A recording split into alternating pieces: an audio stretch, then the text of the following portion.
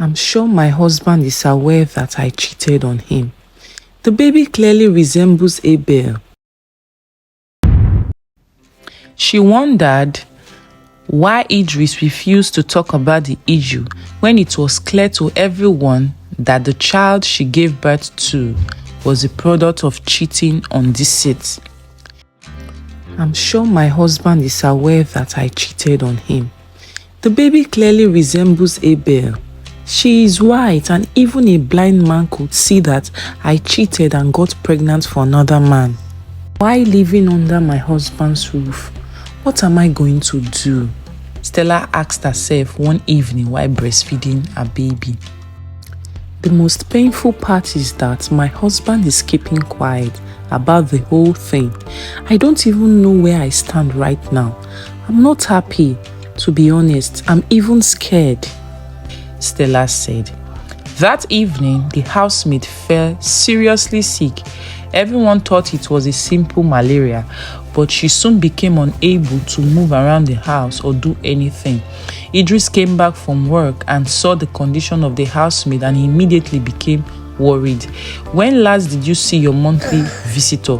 Stella asked the housemaid. I have not seen it for this month, the housemaid said. She lay in the bed in her room. Stella touched her body and noticed she was not running temperature. She looked into the housemaid's eyes and then drew her conclusions. I think she's pregnant, Stella said to Idris, who was also in the room. How did you know that? Idris asked. I'm a woman. Besides, she just said she has not seen her monthly visitor, which means she has been put in the family way. Do you have a boyfriend? So you have been opening your legs for men. How dare you do that in my house? Stella asked angrily. You are jumping into conclusions. I think what you should do is to carry out the pregnancy test first. I will go and buy the pregnancy test strips. You people should wait here while I drive to the pharmacy and come back, Idris said as he left the room. When he was driving to the pharmacy, he said a silent prayer in his heart, hoping that the housemaid would be pregnant. Truly, I hope she's pregnant. I will be so happy.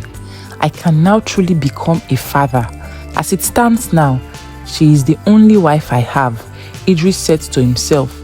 Soon, he was driven back with the pregnancy test strip.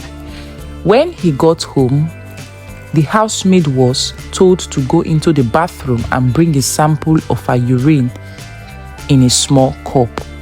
She stood up and did as she was told. When she came back, Stella dipped the tip of the pregnancy test strip in the urine and it came out positive. I said it, that she's pregnant. I said it.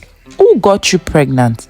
Start talking immediately before I will deal with you, Stella said. As she was talking, Idris knelt down and lifted his hands up and started praising God. God, I thank you for making me a father through this beautiful, well-cultured lady, Idris said right in the presence of Stella. Honey, what do you mean? I don't understand what you are saying, Stella said with a surprise. I'm saying I'm the father of the baby. I'm the one who got her pregnant. I got her pregnant because she's my wife. I married her properly and paid her bride price. And since she came into this house, I have been having sex with her. She's carrying my baby. I'm so happy, Idris said as he stood up and hugged the housemaid tightly. So you got another woman pregnant? Not just another woman, the woman you brought into the house as our housemaid. Stella was furious and she heard all that Idris said to her. Her heart flew into her belly. She had all along known that her husband knew she was cheating on him, but she was not aware he had his own plans. It was devastating when she discovered that Idris had secretly married another woman, thereby replacing her in the house. How could you do this to me, Idris? Am I not enough for you? Is my body not sweet enough for you? Why did you choose to disgrace me this way? What did I ever do wrong? After all we went through together when you were poor, now that you have found money, the next thing you did was to get another woman pregnant. Now you are claiming the housemaid is your wife. You said she is your wife. I don't believe you. You have been going into her room secretly every night. Now that she is pregnant, you don't know how to defend yourself. That is why you are saying she is your wife, Stella said furiously. She was so angry and agitated.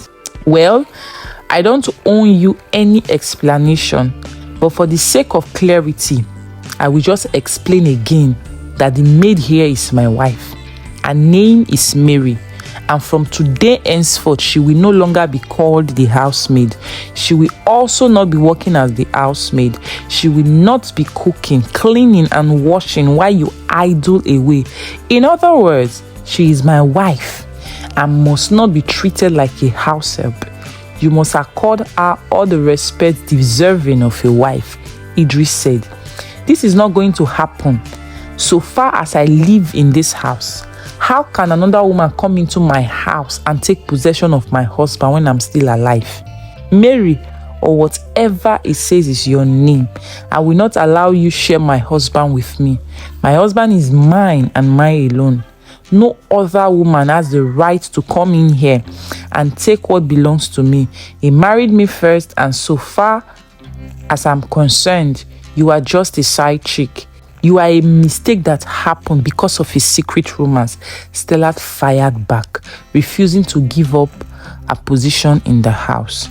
Stop calling her a side chick and a mistake. She is my new wife. Give her the respect she deserves because she's carrying my baby. There's absolutely nothing you can do about this. I am the head of this house and I decide what happens. Idris was even more furious than Stella. She is not staying in this house. Didn't you hear me? I said I'm not going to be sharing you with another woman. I'm your only wife. Because when you were poor and wretched, I was the one who stood by you. I fought for you. And now that you have every good thing that money can buy, you are bringing in another woman. No way. Mary, get ready. Pack your bags and leave this house. If you don't leave, you will see what I will do to you. You will regret ever knowing Idris. Stella refused to give up. Since it has reached the level of asking people to leave, I think you are actually the person who should leave my house. Take your bastard daughter and leave my house and never come back. You are no longer my wife. I have a new wife who is carrying my child, Idris said angrily, pointing towards the door. You are calling my daughter a bastard? Stella asked. Is she not a bastard? Is she my daughter? Take the child to her father. I'm not the father, and you know this. What are you still doing in my house? Are you waiting for me to drag you out before you will leave? Idris asked. We are not divorced, so I'm not leaving, Stella said. And who says I need a divorce to chase you out of my house? This is Africa, not America. Let me tell you, I have divorced you a long time ago. I have removed you from my heart. I no longer regarded you as my wife ever since I discovered you were opening your legs for Abel. You got pregnant for him right under my roof. You gave birth to the baby and still have the guts to talk and call yourself my wife? You must think I'm dumb. Now, before the end of today, leave my house and never come back. Idris was now shouting with a loud voice. He was so angry. It was like he was ready to say everything he has not said for a long time. The emotions he bottled up were now pouring like tap water. He stopped a little to catch his breath and then continued to rant. Take your daughter to Abel in the UK. Oh, you cannot go to the UK. He has used and dumped you, right? He used you and dumped you. And now, you are now alone with his child. That is the consequences of a treacherous relationship. You are going to face it alone. And you are not staying in my house. I now have a wife who is carrying my authentic child. Give us space so we can enjoy our marriage. You are no longer my wife, Idris said. Stella was speechless. She did not know how to respond to all that Idris was saying. She didn't know how to defend herself because everything he said was true. She just stood there as tears rolled down her eyes. Idris and Mary left her alone to deal with her emotions. It has been 1 week since Stella got to know that her husband Idris got married to a new wife, which he brought into the house as a housemaid and also got her pregnant. The discovery devastated her and almost gave her acute hypertension. She was barely taking care of her baby. She noticed that sometimes her breast milk refuses to pop, so she couldn't feed her baby. Other times, the breast milk pops too much, such that she collects several bottles of it, and yet it would refuse to stop. The whole thing would leave her drained like a leaking tank. It was as if her whole body had changed both physically and psychologically. She was not feeling well. Idris had stopped talking to her, and Mary, the housemaid, had stopped running errands for her due to her new position as the wife of the house, who is carrying Idris' authentic child. Mary cooks her own food and does not care about Stella. Idris has also stopped giving Stella money for her upkeep, so she looks unkempt. Her physical appearance changed and she became a shadow of her former self. Things got to a point where she lacked the money to feed her baby or to even buy diapers for the child. To cut a long story short, Stella was suffering a great deal and she needed urgent help. One evening, when she couldn't take the suffering anymore, she decided to look for a way out. Stella remembered that she once searched through Abel's phone when he was still in Nigeria. She had seen a contact of Abel's sister and she copied it into her phone. That was a long time ago, so she had forgotten she had a contact of Abel's relatives. Abel had blocked her in all social media as soon as he left Nigeria. There was no way to contact him, but she decided to reach out to Abel's sister, whose name is Grace. Stella didn't have the airtime to make expensive international calls to the UK, but she had a little MB in her phone, so she decided to make use of WhatsApp. She made a short video of herself and the baby and sent it to Grace. "Hi Grace, my name is Stella. I'm in a desperate situation right now. Your brother Abel got me pregnant when he was in Nigeria. I'm a married woman, but I cheated on my husband with Abel. I needed to get a job for my husband, and I had to allow Abel touch me since he was the one in charge. My husband got the job as agreed, but Abel came back for more enjoyment. We later fell in love and had good time together to the extent that I starved my husband to please Abel. Our relationship led to pregnancy, and Abel assured me he would take care of things. I was shocked when he was transferred out of Nigeria and he left me stranded. He has abandoned me and the baby. My husband has now found that and he has completely excommunicated me. I have no one to support me and my baby is suffering. As a way of revenge, my husband has married another woman and they are both torturing me and the child. I need your help. Please let Abel see this baby who clearly looks like him. Show him this video and do everything to help me out." Stella wrote in a message accompanying the WhatsApp video. Stella was just taking a chance on fate when she sent the message to Grace, but she was surprised when she got a positive response. Within 10 minutes, Grace replied. She apologized on behalf of her brother and on behalf of their family, which she described as being a respected family in the UK. Grace said she is embarrassed that her brother could do such a thing to a woman. "I'm shocked to hear this. After watching the video, I do not need a soothsayer to know that the baby belongs to Abel. I have to tell you that his wife here has divorced him because of his engagement in infidelity. He has no child of his own and he wants to abandon the one he has with you. Do you know that the company your husband works for belongs to my father? My father actually was the one who asked Abel to return to the UK so as to become the global CEO. We didn't know that he had left a mess in the Nigerian branch of our company. I have presented the whole story to my father, and he has asked me to fly to Nigeria to meet with you. I know the baby belongs to Abel, but my father said we must carry out a DNA test to be sure. If we can prove biologically that the baby is ours, my father will take the child irrespective of what Abel thinks. Please stay strong. You will see me in Nigeria in the next 48 hours. In the meantime, send me your account details so that I can send you some money for upkeeps, Grace wrote in a lengthy reply.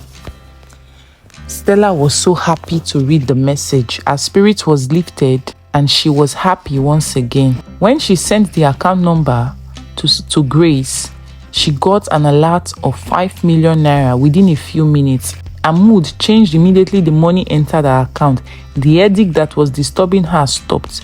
She first of all prepared very good vegetable soup for herself. After eating, she went to the market to shop for herself and her baby. Mary and Idris were wondering where Stella got all the money she was spending. 2 days later, Grace arrived in Nigeria and they went to the hospital for DNA test. Grace was so happy to carry the baby and she could tell it belongs to her brother. Mary, Idris' new wife, eavesdropped and overheard Stella and Grace talking about the DNA test. She was threatened and worried. Her mind started racing about the possibility of what could happen if the DNA test eventually proves that Stella's baby belongs to Abel, whose father owns the company where her husband works. If the baby belongs to Abel, it means the child now has a legitimate right in the white people's family. Stella could ask them to sack my husband from work because of the way we have treated her in recent weeks. I heard the white woman even saying her father in the UK is happy that Abel will be a father. This means they will give the child everything and also treat Stella like a queen. My husband might lose his job because of Stella. If Stella decides to seek revenge against my husband, he would lose the good job he has and we will be kicked out of the house. I have to do something to stop this from happening, Mary said to herself when she was alone in the kitchen.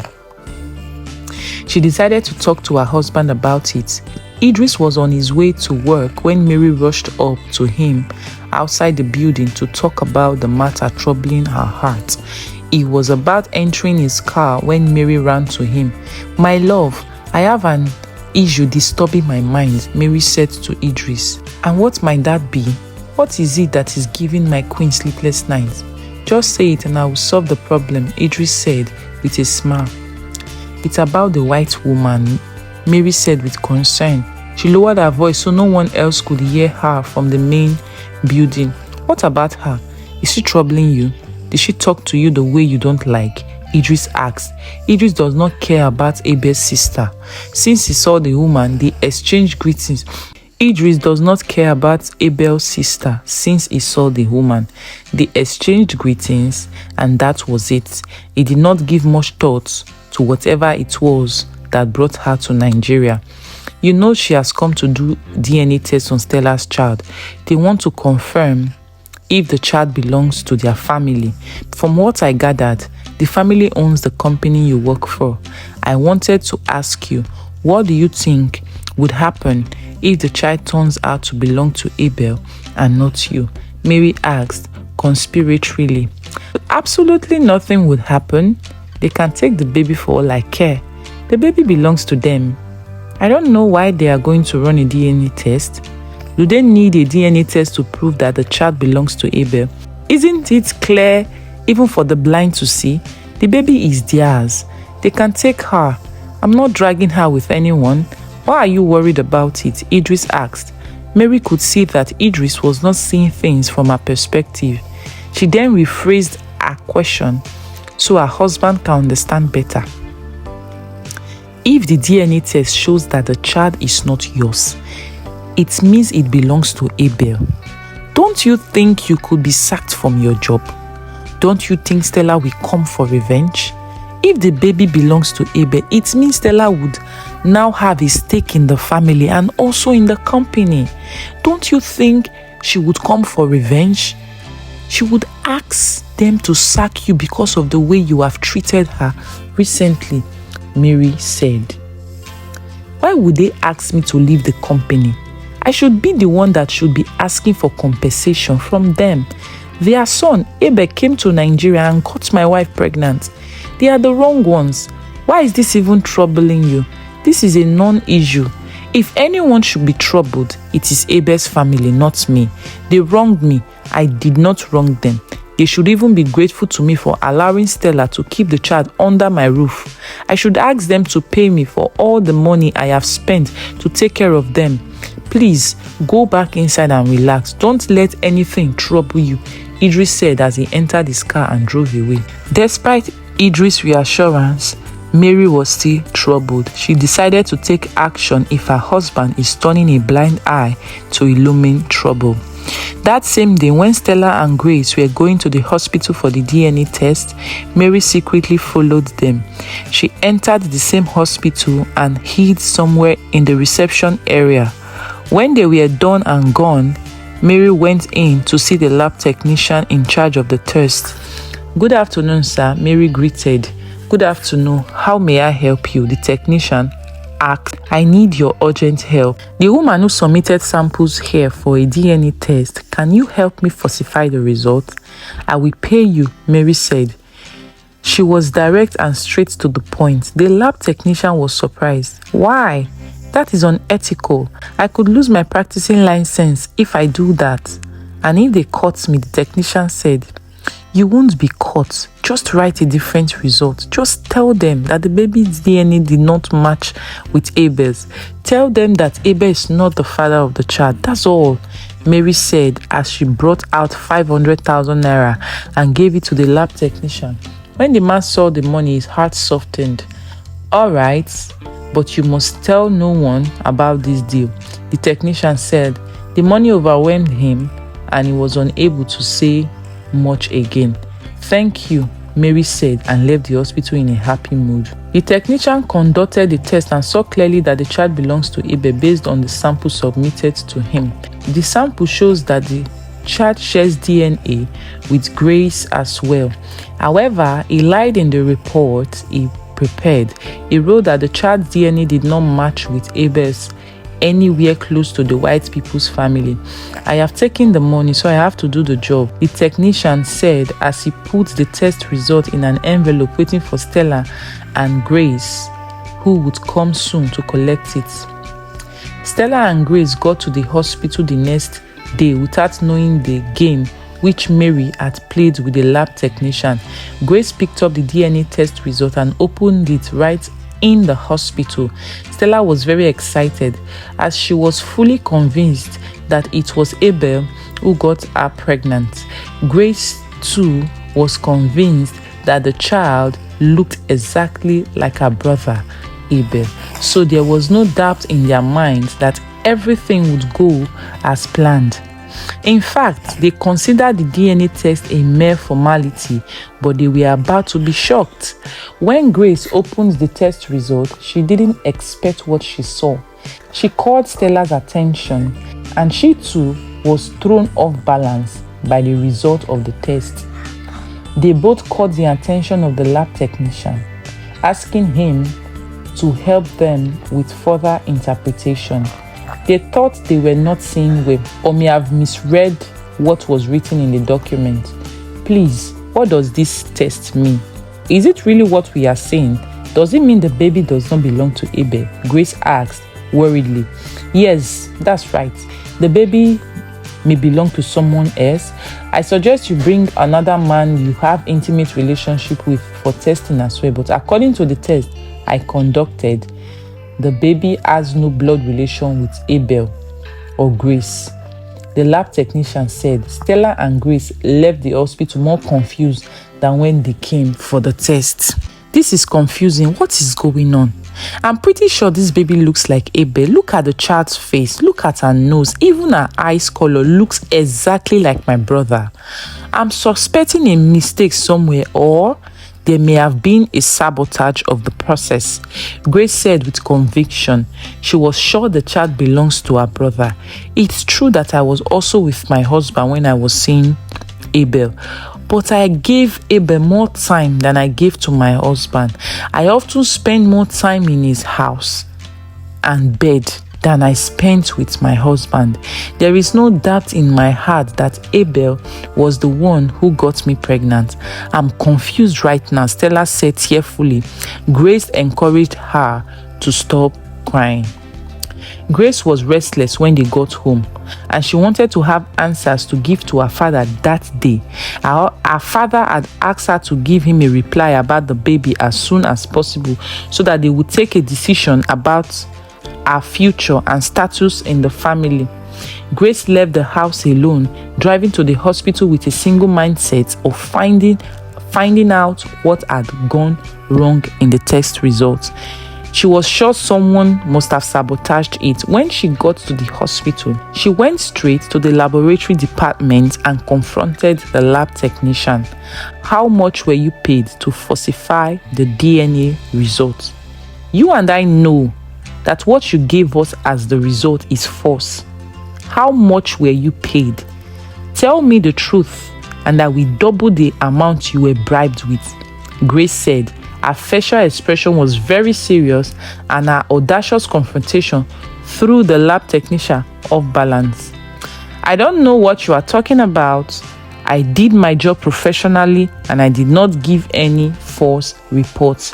The baby does not belong to your brother biologically, and that's what the test results said. What else do you want to hear from me? I told you the truth, the technician said.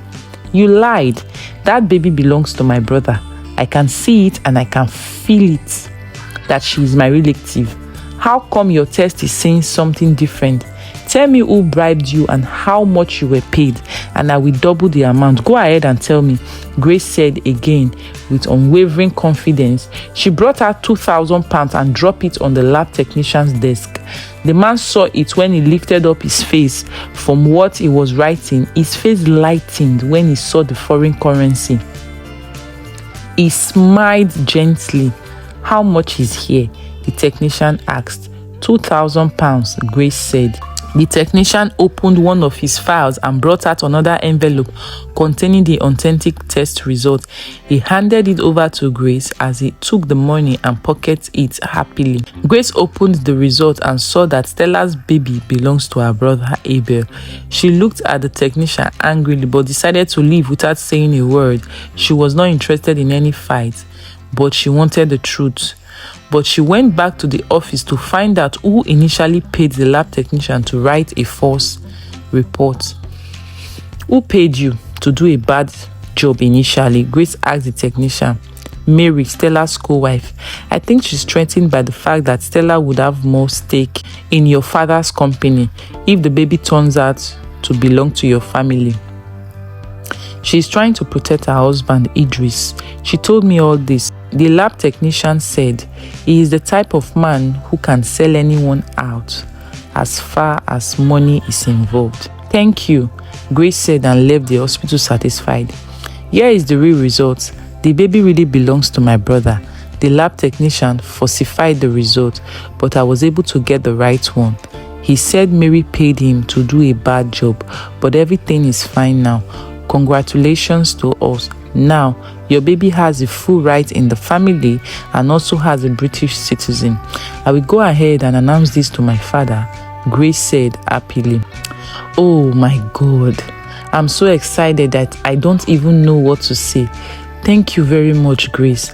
And for that witch called Mary and her husband Idris, I will show them pepper. I will come back from revenge. All the evil they did against me and my baby, I will do them back.